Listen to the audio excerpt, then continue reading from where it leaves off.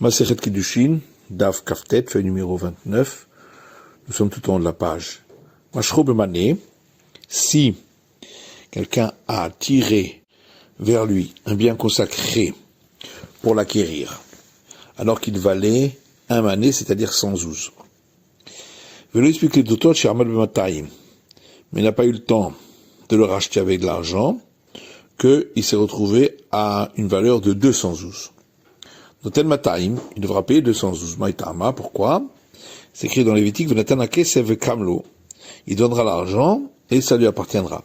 Donc, tant qu'il n'a pas payé, ce n'est pas à lui. Mashro Bemataïm, s'il a tiré vers lui alors que ça valait 200, vous lui expliquez d'autres chez Ahmad Bemané. Il n'a pas eu le temps de le racheter avec de l'argent, qu'il est retombé à une valeur de 100. Noten Mataïm, il paiera 200 Maïtama, le Yekoach et Diot Ramon Mehigdesh. Pourquoi? C'est pour que la force du profane ne soit pas plus grande que celle du sanctifié. Pedar Bemataïm, lui explique le Moshrot chez Ahmad Bemané. S'il avait payé de l'argent pour le racheter, alors qu'il valait 200, et n'a pas eu le temps de le tirer vers lui, qu'il vaut à présent 100, Noten Mataïm, il paiera 200, Maïtama, pourquoi? Venatanake, c'est fait Kamlo. Le verset dit que c'est en donnant l'argent que ça lui appartient. Or, lorsqu'il a donné l'argent, ça valait 200. Pedao Bemané, vous explique le Moshrot chez Ahmad Bemataïm. Si il avait payé de l'argent pour le racheter lorsqu'il valait 100, il n'a pas eu le temps de tirer vers lui qui vaut à présent 200. Moi, je sais pas d'apadouille. Ce qui a été racheté est racheté. Ven noten et la manée, donc il paiera que 100. Amai, la demande pourquoi? Si aussi on devrait dire que la force du profane ne soit pas plus grande que la force du consacré. La Gemara répond à tout Hediot lave Misheparakae. Mais est-ce que lorsqu'il s'agit de profane, quand on a payé, n'y a-t-il pas l'obligation de faire la vente? Parce que sinon, il serait inclus dans la malédiction de celui qui a payé et qui n'a pas fait l'acquisition. Nitin Mishnah, comme mitzvat haben ala av, tous les devoirs d'un fils sur son père, anashim chayavin venashim peturot. Les hommes ont l'obligation et les femmes en sont dispensées. Chol mitzvot haben ala av, tous les devoirs du père sur le fils, echad anashim vechad anashim chayavin, que ce soit les hommes ou que ce soit les femmes, ont l'obligation. Et tout commandement positif dépendant du temps, les hommes, ils sont astreints et les femmes en sont dispensées. Et toute obligation positive qui ne dépend pas du temps, que ce soit les hommes ou que ce soit les femmes, ont l'obligation. Et toutes les obligations négatives, donc les interdits, qu'ils dépendent du temps ou qu'ils ne dépendent pas du temps, les hommes comme les femmes ont l'obligation,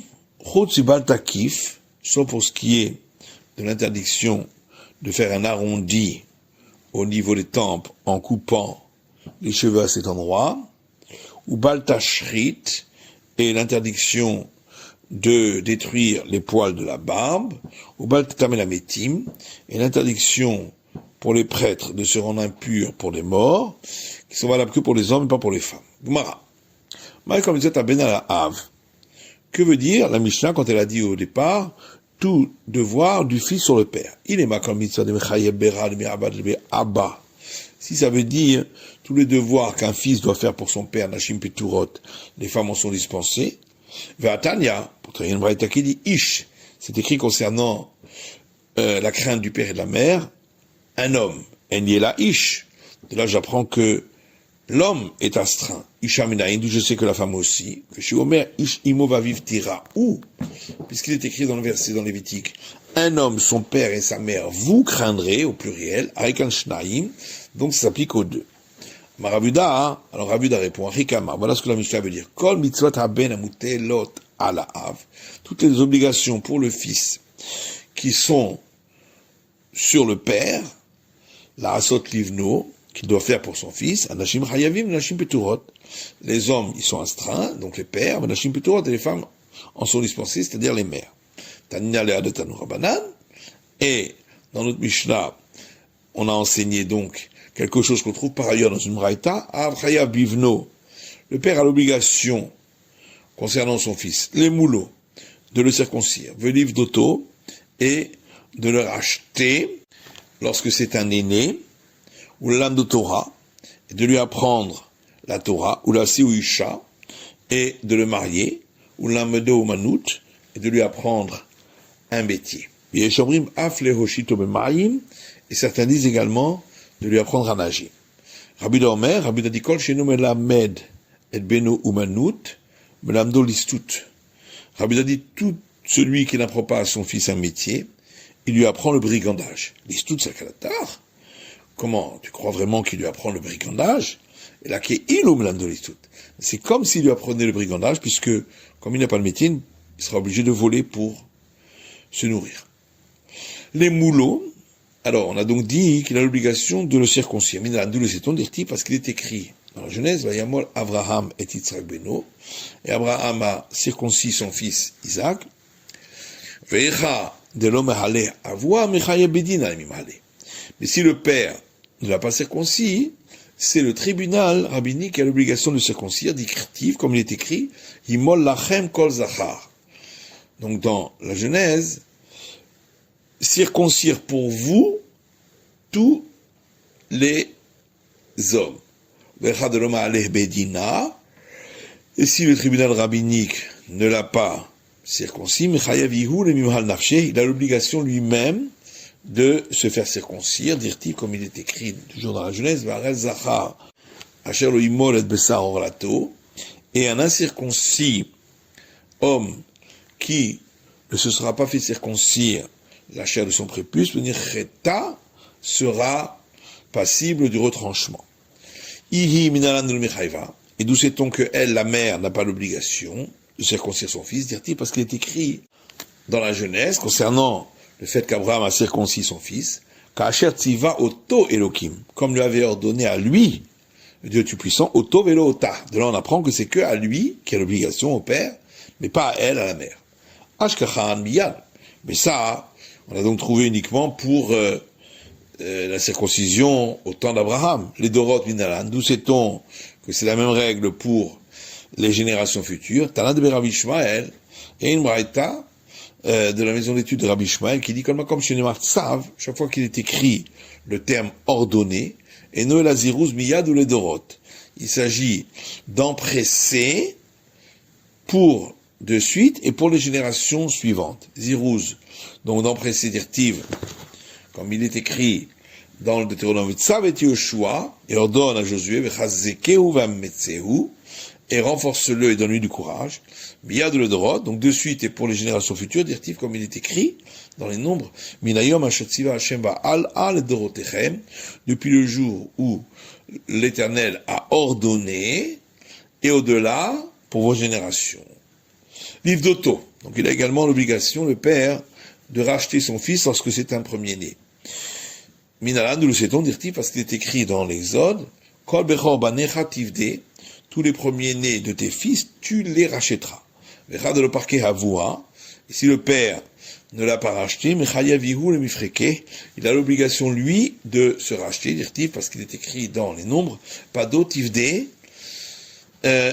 racheter, tu rachèteras. Vehi minalan de l'omifagda, et d'où sait-on que elle, la mère, n'a pas l'obligation, dire tivde, tipade, parce que c'est écrit dans le verset tu rachèteras, et on peut le lire, tu seras racheté. Donc de là on a déduit, Kol, chez Metsuvé, Livdot et Hatzmut, c'est celui qui a l'obligation de se racheter lui-même, Metsuvé, Livdot Achirim, a l'obligation de racheter les autres, c'est-à-dire ses fils. Vechol, chez Eno Metsuvé, Livdot et Hatzmut, tout celui qui n'a pas l'obligation de se racheter lui-même, comme la femme, Eno Metsuvé, Livdot Achirim, n'a pas l'obligation de racheter les autres. Fihi, minalan de l'omichayvan mifrak nafsha, et d'où sait-on que la femme n'a pas l'obligation de se racheter elle-même, si elle est première-née, dire-t-il, parce qu'il est écrit tivde tipade. Donc, c'est écrit tu rachèteras, et tu seras, on le lit, tu seras racheté. Kol shachrim etzuvim livdoto, mitzvah livdot et atzmo. De là, on apprend, tout celui que d'autres ont l'obligation de racheter, il a l'obligation de se racheter lui-même. Kol shachrim etzuvim livdoto. Celui dont les autres n'ont pas l'obligation de le racheter, comme la femme, elle metzuvah livdot et atzmo, il n'a pas l'obligation de se racheter lui-même. Uminayin she'en achrim etzuvim livdota. Et nous sait-on que d'autres n'ont pas l'obligation de racheter la femme, parce que c'est écrit dans le verset Kol bechor banecha tivdei. Donc dans l'Exode, tout premier-né de tes fils tu rachèteras. Banecha velo benotecha. De là on apprend, tes fils et pas tes filles. Tanu Rabbanan, nous ça j'ai enseigné dans une braïta. Hu livdot ou beno livdot. Si une personne doit se racheter lui-même et aussi racheter son fils, Hu kodem livno, il doit se racheter lui-même avant de racheter son fils. Rabbi Dormer beno kadmo. Rabbi a dit, son fils passe avant lui, chez Zé mitzvato alaviv, Zé mitzvat beno alav. Parce que pour lui-même, l'obligation est à son père de le racheter. Alors que pour son fils, l'obligation est sur lui. Rabbi Amia dit, à Kol Modin, tout le monde est d'accord. Kol echad eleka ela chamesh laim. Que s'il n'a que 5 pièces d'un sela, qui est le montant du rachat, ou Kodem Livno, lui-même passe avant son fils. Maïtama, pourquoi mitzvah dégoûté à Difa? L'obligation qui est sur lui-même passe avant. Qui pliait toute la discussion Echadika Hamesh, Meshobadim, Hamesh Benechorim. Dans le cas où il a la valeur de 5 sélas qu'il doit aller saisir chez un acquéreur, et 5 sélas qu'il a chez lui. Rabbi la Sava, Milva Dechativ Torah, Kiktuba Bishtar Damia. Rabbi a dit, une dette qui est écrite dans la Torah, c'est comme si ça avait été écrit sur un acte écrit. Behane Hamesh Parik libéré. Et donc, avec les 5 sélas qu'il a chez lui, il rachètera son fils parce que il est né après que l'acquéreur avait acquis, donc il ne peut pas les saisir chez l'acquéreur pour cela. Vazil Kohen tarif le Hamesh Mishobadim le didé. Et ensuite, le prêtre pourra aller saisir les 5 qui ont été acquis par un acquéreur pour le rachat de lui-même. Rabbanan Savri, alors que ça, je pense, Milva d'Erti Borait, alors Kiktuva Bishtar Damia, que une dette qui est écrite dans la Torah, c'est pas comme si ça avait été écrit sur un acte. Et donc, on ne pourra pas saisir les biens pour le rachat de lui-même. Et donc, on en revient à la règle, mitzvah de Goufé Adif, que une obligation qui est sur lui-même, ça passe avant. Tanou Rabbanan, nous sommes enseignés dans une braïta. Livdot et beno velarlot la règle. S'il a peu de moyens, soit il les utilise pour acheter son fils, soit pour monter au fait de pèlerinage. Pour d'être beno arkarole la règle. Il doit d'abord acheter son fils et ensuite monter au fait de pèlerinage. Rabbi Omer olé la règle, vachakapodet beno. Rabbi a dit, d'abord, il monte au pèlerinage, et ensuite, avec ce qui reste, il rachètera son fils. Parce que le pèlerinage, c'est une obligation qui passe, il ne reviendra plus, alors que racheter le fils, il peut toujours le faire après. Alors on comprend la vie de Rabbi, puisqu'il a donné une explication. Mais laissez c'est quoi l'explication de leur avis? La marque, parce que le verset dit dans l'Exode, Kol bechor banecha tivdei, tout premier-né de tes fils tu rachèteras, Ve'adar, ensuite c'est écrit, et ils ne verront pas ma face sans rien, donc au pèlerinage. Donc on voit que le rachat du premier-né passe avant le pèlerinage. Tanou Rabbanan, ça j'ai enseigné dans une braïta. Minaim sheim ayulo chamisha banim, chamesh nashim, shechayel livdot kulam. Nous sait-on que s'il avait 5 fils premiers-nés de 5 femmes différentes, il a l'obligation de les racheter tous. Pourquoi le verset dit tout premier-né de tes fils tu rachèteras, donc on voit de là qu'il doit les racheter tous. La Gemara Pshita, mais c'est évident. Le Peter Echem Talachamana. La Torah a dit que c'est celui qui a ouvert la matrice. Or tous les 5 ont ouvert la matrice de leur mère. On aurait pu croire que on apprend par similitude des termes premiers-nés sont écrits ici et également pour l'héritage. Mal et Halan Reshit Ono. Et donc de la manière que pour l'héritage, c'est le premier-né du père. Afghan Reshitono, pareil pour le rachat des premiers-nés. Comment je parle là, c'est pourquoi on vient m'apprendre que c'est le premier-né de la mère. Lamdo Torah, on a dit que le père a l'obligation d'enseigner la Torah à son fils, Minahan, d'où le sait-on, dit-il, parce qu'il est écrit dans Deutéronome, Bilimatem Otam et Benechem, et vous les enseignerez à vos fils. Vechad de la Gmere Avua, Mechayev Ihu le Migman Nafshe. Et si le père ne lui a pas appris la Torah, il devra apprendre lui-même. Dit-il, comme est écrit, ou le matem, et vous apprendrez. Ihi Minan de Mechayva. Nous sait-on que la mère n'a pas cette obligation. Dit-il, veni matem ou le matem. C'est écrit, vous enseignerez, mais ça peut se lire et vous apprendrez. Quand je Mitsuvé l'imod, Mitsuvé l'amed.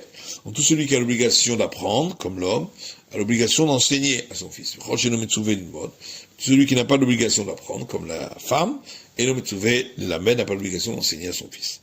Vihiminan de l'Mechayva, les milaf, le nafsha, et elle, la femme, nous sait-on qu'elle n'a pas l'obligation d'apprendre elle-même, dire-t-il, veni matem ou le matem. C'est moi qui vous enseignerai, et ça peut se dire, vous apprendrez. Kol shachir mitzuim lehamdo, mitzvah lamedat ratzmo. Tout celui dont d'autres ont l'obligation de lui enseigner, il a l'obligation d'apprendre par lui-même. Prochain achir mitzuim lehamdo. Tout celui que d'autres n'ont pas l'obligation d'enseigner, comme la femme, em mitzuve lamed, l'ilmod et atzmo, il n'a pas l'obligation d'apprendre par lui-même. Unaim shalachir mitzuim lehamdo. Et nous sait-on que d'autres n'ont pas l'obligation de lui apprendre à elle, d'amakra ou matem otam et benechem. C'est écrit dans le verset, vous enseignerez ces paroles à vos fils, mais non pas à vos filles.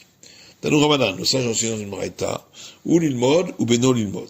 Si il a peu de moyens, soit il a pour lui-même pour apprendre, soit pour son fils pour apprendre, ou kodem libno, lui passe avant le fils. Rabuda Omer, Rabuda dit, im beno zariz ou memoulach, si le fils est zélé et l'esprit aiguisé, le Talmud Omid Kaim Beyado, et ce qu'il apprend reste acquis chez lui, Beno Kodmo. Dans ce cas-là, ce fils passe avant le père. Qui a des Rav Yaakov Beret, des Rav Acha Bar Yaakov, comme on a trouvé chez Rav Yaakov, fils de Rav Acha Bar Yaakov.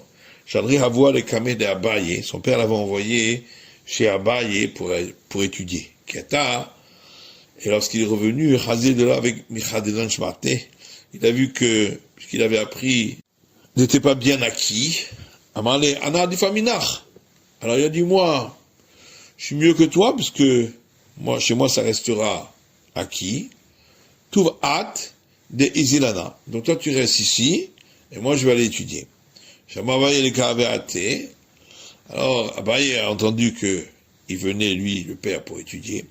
Avec Omazik Berabanan, de Abaye. Il y avait, dans la maison d'études de Abaye, un esprit malfaisant, que même s'ils venaient à deux dans la journée, ils étaient endommagés par cet esprit. Il a dit que personne ne fasse loger chez lui Rav Bar Yaakov. Peut-être que il va aller passer la nuit dans la maison d'études, il va y avoir un miracle, il va réussir à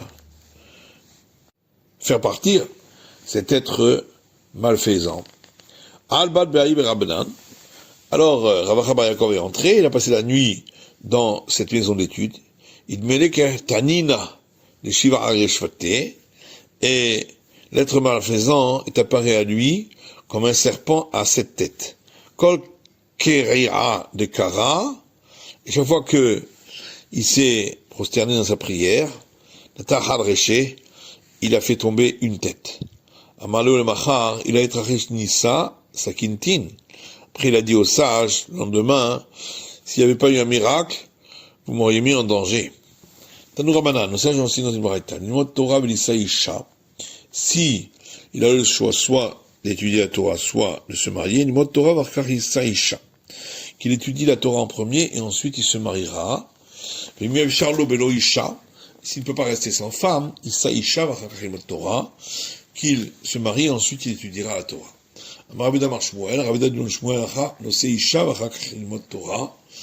La règle est que d'abord on se marie, ensuite on étudie la Torah. Rabbi Yochanan lui réplique, est-ce que s'il a un moulin à son cou, puisqu'il doit travailler pour gagner sa vie lorsqu'il est marié, est-ce qu'il va étudier la Torah? Mais l'appliquer. En fait, il n'y a pas de discussion entre les deux. Halan vehalehu. Quand on a dit qu'il doit se marier d'abord, c'est pour nous les gens de Babylonie, parce que on va en Israël pour étudier, et donc on n'a pas besoin de s'occuper de gagner de l'argent pour sa famille. Alors que Haléhu, quand on a dit que on doit d'abord étudier, ça c'est pour les gens d'Israël qui restent sur place, et donc après le mariage, ils n'étudieront plus puisqu'ils s'occuperont des besoins de la famille. Afrizda vantait Rav Hamnuna devant Ravuna en disant que c'est un grand homme. Il a dit lorsqu'il viendra chez toi, amène-le-moi. Kiata, lorsqu'il est venu, Chazid de la Paris Soudara, il a vu que il n'avait pas étendu un foulard sur sa tête, comme c'est l'habitude des sages. Il lui a dit pourquoi tu n'as pas étendu un foulard sur ta tête. Il a dit parce que je suis pas marié. Aderinu l'a péminé, alors il a détourné sa tête de lui. La paix adnasbat. Il a dit vois, tu ne verras plus ma face tant que tu n'es pas marié. Ravuna est armé, et Ravuna suit son opinion. Dama ben aisim shana velona saisha, parce qu'il a dit qu'une personne de 20 ans qui ne s'est pas encore mariée, konyama beravera, toute sa vie sera dans la faute. Beravera sakalata, vraiment tu penses qu'il va fauter toute sa vie, et la ema konyama behiru havera.